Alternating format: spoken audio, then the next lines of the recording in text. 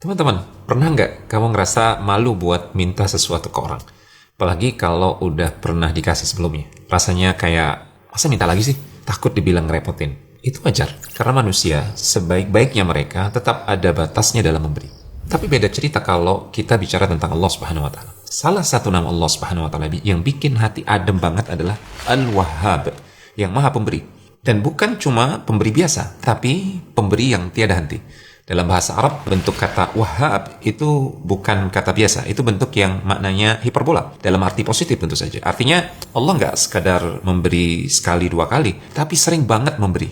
Terus-menerus, tanpa hitung-hitungan. Makanya, dia menyebut dirinya sendiri dengan nama Al-Wahhab. Karena kasih sayangnya, nggak ada putus-putus. Dan yang luar biasa, Allah Subhanahu wa Ta'ala ngasih bukan cuma orang yang minta, tapi juga yang nggak minta. Dia beri kepada yang butuh, juga pada yang nggak sadar kalau dia butuh. Dia beri pada orang yang menyembahnya, juga pada yang bahkan nggak mengenalnya sama sekali. Bayangin deh, kalau manusia aja kadang males ngasih dua kali ke orang yang sama, apalagi kalau dimintai terus, bisa kesal. Tapi Allah Subhanahu wa Ta'ala, semakin kamu minta, justru semakin dia suka. Bahkan Allah Subhanahu wa Ta'ala sendiri nyuruh kita untuk terus meminta. Wa qala rabbukum ud'uni astajib lakum. Dan Rabbmu telah berfirman, berdoalah kepadaku, niscaya aku akan kabulkan untuk kalian. Allah tuh nggak pelit sama sekali. Coba pikir deh, berapa banyak hal yang kita punya sekarang tanpa pernah benar-benar kita minta. Kesehatan, udara yang kita hirup, orang-orang baik di sekitar kita, kesempatan kedua, bahkan detak jantung yang terus berdetak tiap detik.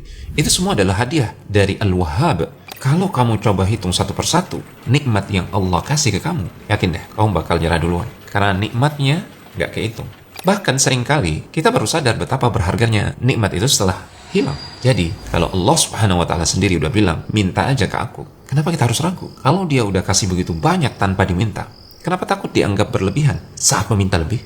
Al-Wahhab gak pernah bosan memberi. Tapi kadang, kitalah yang terlalu malu atau lupa untuk meminta kepada Allah Subhanahu wa Ta'ala.